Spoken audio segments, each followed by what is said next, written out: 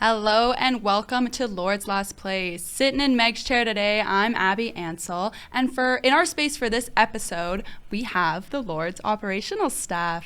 Hi guys. Hello. How are we doing today? Very good, very good. I'm waiting for the warmer weather myself. I mean, I don't trust the weather forecast anymore. It just keeps lying. So glad to hear you guys are doing good. To start off, can you kind of tell us a little bit about yourselves, who you are, and kind of what you do in the operational space? Sure, yeah. So my name's Zach. I'm the Sports Information and Marketing Coordinator here at Durham College. So that would be anything really like digital media marketing. So if you've ever been on durhamlords.com, if you're ever on our social pages, just kind of operating that. And then just general marketing around the school. So like last year we had that big branding project in the CRWC with the new wrap around the atrium. So just anything like that kind of gets the Lord's brand out there. Love. Yeah, I'm Cole. I'm the varsity game day coordinator. So, everything you see online and like graphic-wise is Zach. Everything you see in person at our game days, that's me. Everything from the setup to takedown, all the staffing you see there, the broadcast, everything in person for our games, that's me. And then also doing my job over at the esports arena too, helping manage all that. So I've been very busy, but, having a good time. You both are very busy, but it's kind of like your jobs go hand in hand to make the overall fan experience and athlete experience something to remember. For each of your positions, how long have you guys been doing this? I stepped into this role in February of 2022. Not a math guy, but I think this was my fourth season. But I came to Durham several years ago for sport management, and I was on the game day staff all 3 years, so got a little bit of experience there, and then came back a few years after I graduated into this full-time role. Nice. And yourself? I came here for broadcasting in 2022, 2021, one of the two. And then did my 2 years on game day, just like everybody else, and ended up sticking around. Made my way through here once I graduated. So in my actual role here, this is my third year actually working here, but on game day, like as a student and staff member, it's 5 years now. So 5 years. Really pushing it. It's nice to hear that you guys, we're both here for school. Kind of got a feel for the Lord's atmosphere, work, and all that, and then eventually continued on with it. It's nice to hear. I'm sure the higher-ups would be very happy about that. Green and gold, baby. Now, when you were applying for this role, when you saw this role, how did you get into it? Was there someone who kind of gave you a nudge and a little bit of a push into it? Was it something you just came across one day? It was interesting for me. At the time, I wasn't looking for a new job at the time. I was happy where I was, and I kept in contact with people that had been working here, like our full-time staff. Like I was still talking to Scott. I was still talking to Chris Cameron, who was here before, and around Christmas, Chris had reached out to me and said, hey, this job's going to go external in a couple weeks. Like, you should keep an eye out. You'd be good for it, and take a look at it. And I just thought, why not, right? Like I said, if I don't get it, like I'm happy where I am. If I do, I think this would be a great step for me. Yeah. And went through the interview process, felt good, and next thing you knew, I was here. So. Ta-da! And yourself? Yeah, I mean, I'm not gonna lie. I say this to everybody. I definitely got pretty lucky to be here, like how I got here. So being a student on game day.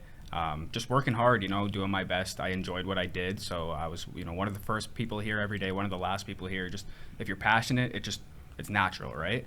So I got to do that for the 2 years, and then as I was graduating, my boss DK, shout out to DK, he was moving into another role, so the position was open at the perfect time for me when I was graduating. So I took the chance and interviewed, and here we are. 3-4 years later. Ta-da! Yeah. No, you guys kind of sound the same as it's kind of just, it happens. Yeah. You just kind of fall into the right place. Like my position as announcer, just kind of sending that email and going, why not? Like maybe. And it worked out in my favor. So it's always nice to see when things come along like that and just the timing lines up and everything works out for the best. And now we're here long term.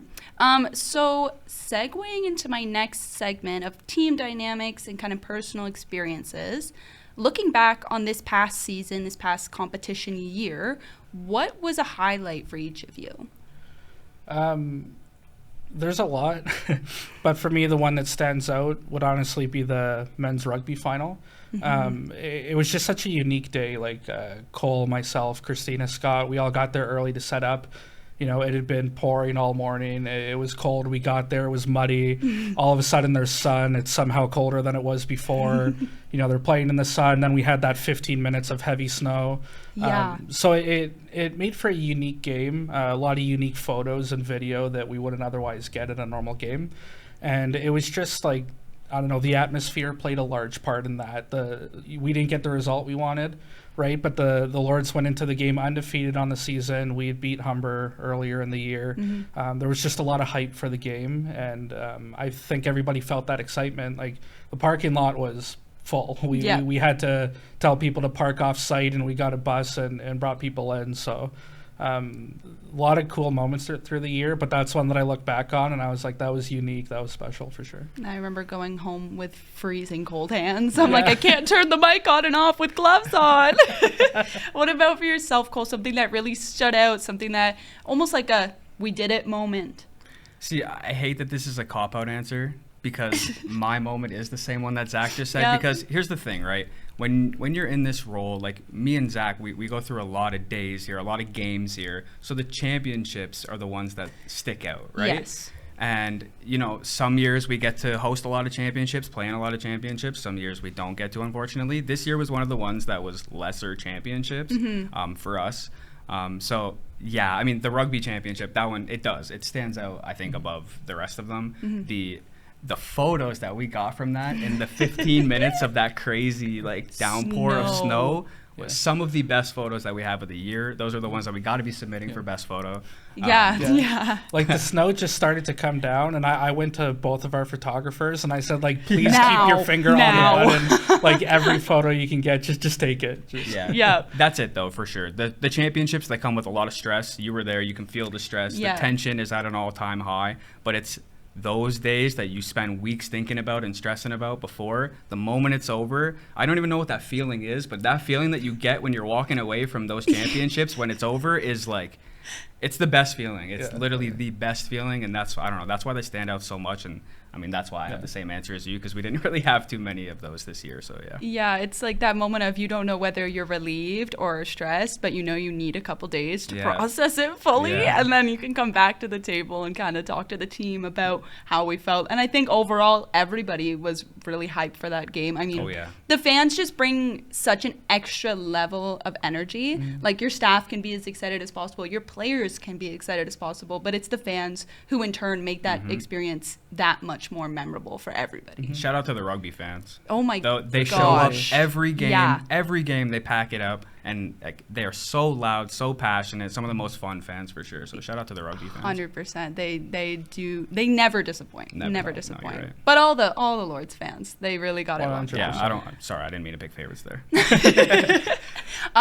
For Zach, you were named the College Sport Communicators 30 under 30 class of 2025. Congratulations. Thank you. How does that feel, kind of seeing all your hard work, really pay off in a written sense? Yeah, for sure. It's definitely an honor. It's something I wasn't really expecting. In this field, we have a lot of really bright people that do a lot of really cool things. So just to be recognized with other people in this field is awesome.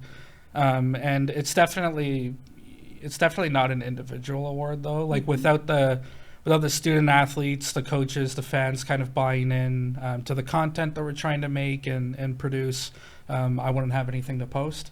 And obviously having the support of the staff around me, again, just I can't even really put into words what like that means. It's just it's something that everybody is buying into, and that everybody has a hand in. So I'm really grateful for that. Yeah, absolutely. Cole, when away teams come to Durham, they always praise for the hospitality and the atmosphere that your staff bring to the game. What do you say to them, to your staff, to kind of instill that sense of everybody here is welcome, everybody deserves the same level of, integrity and passion towards their game? And how does that set Lords Nation apart? For sure. That was a good PR answer, by the way. I think what I really try to push to our staff and, you know, everybody around here is, you know, it doesn't really matter. Like we can have the prestige, right? We can create that prestige. We can make everything feel very high quality with whatever resources we have. You know what I mean?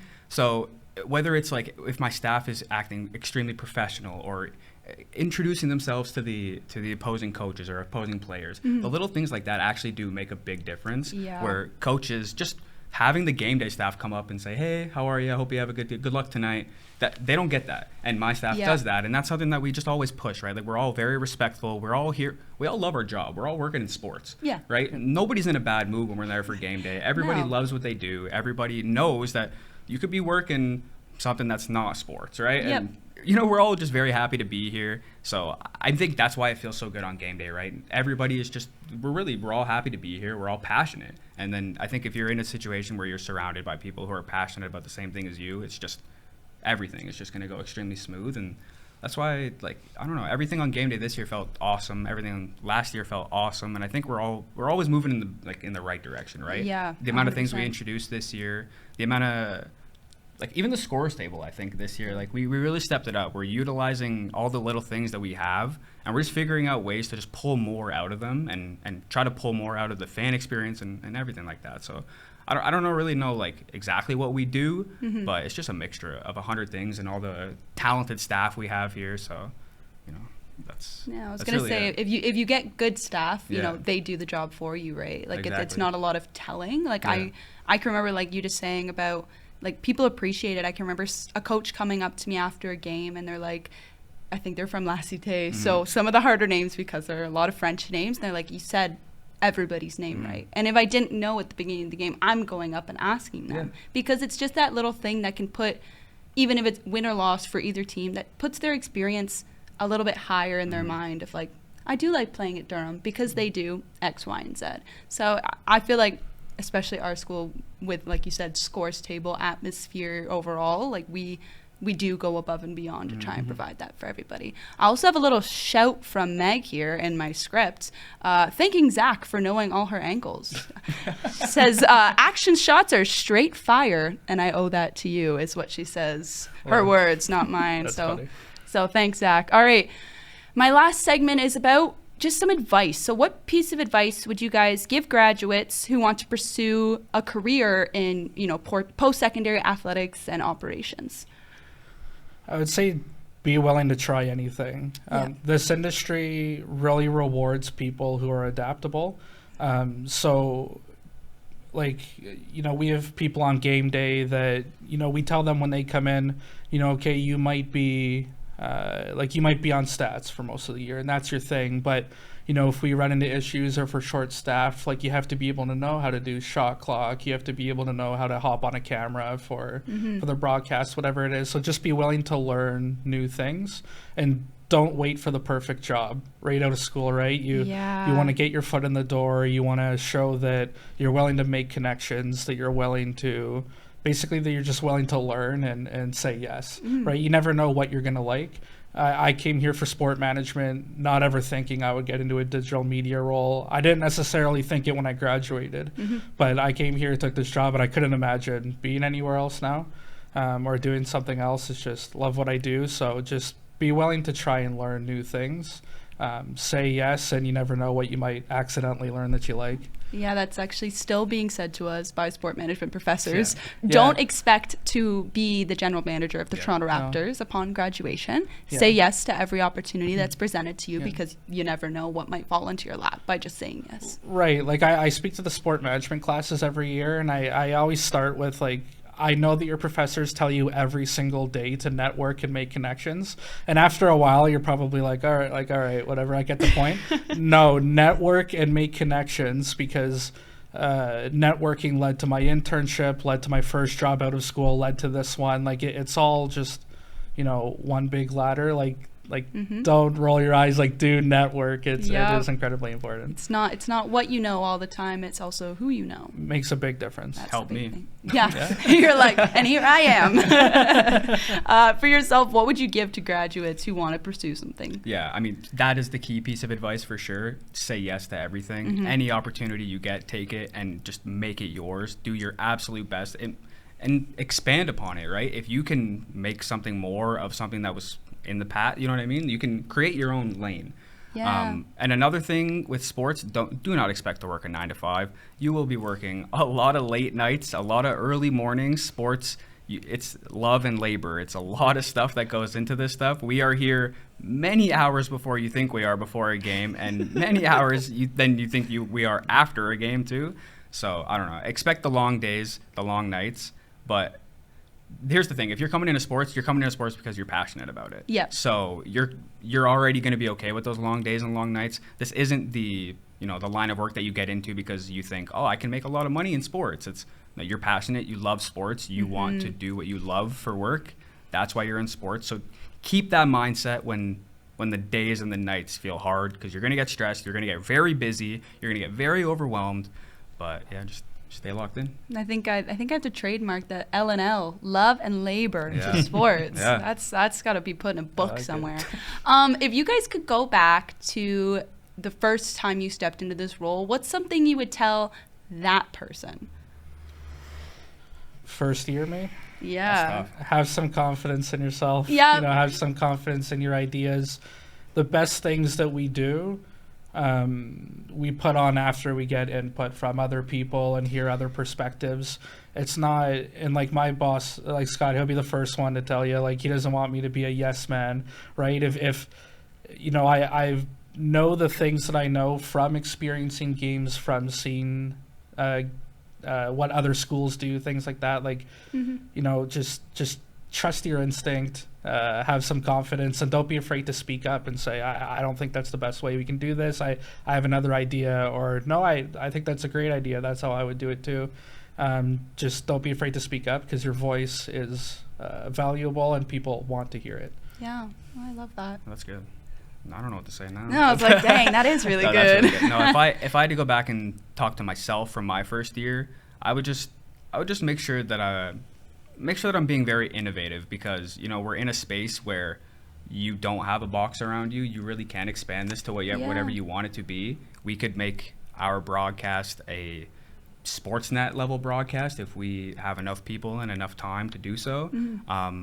And there's so many things out there that companies are doing, and everybody is so creative nowadays in the media and the sports space. So, I mean, if I can go back and just talk to myself from 4 years ago, I would just say, just innovate.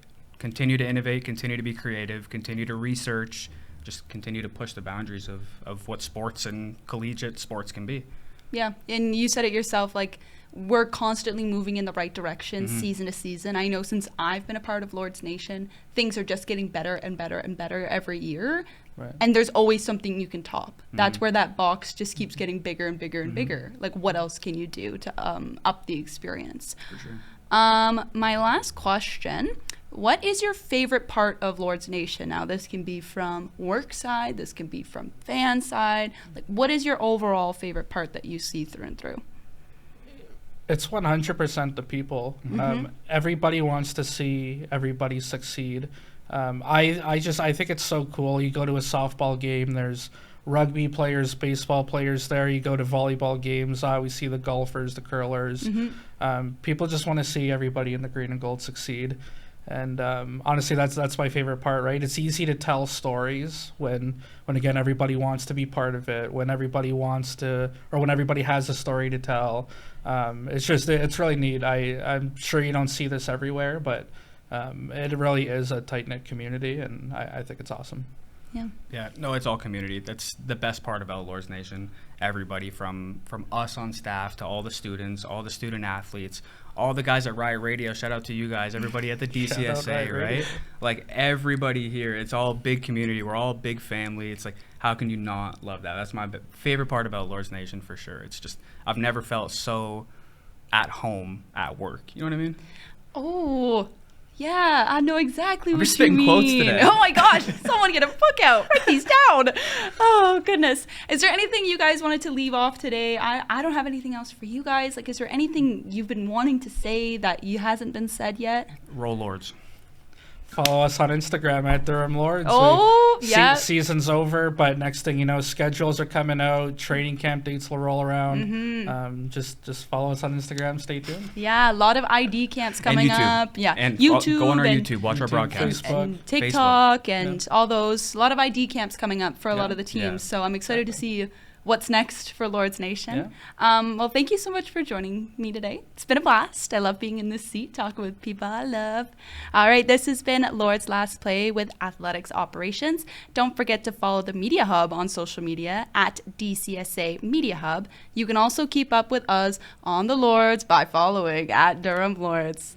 Thank you, and good luck on exams, Lords Nation. Bye-bye.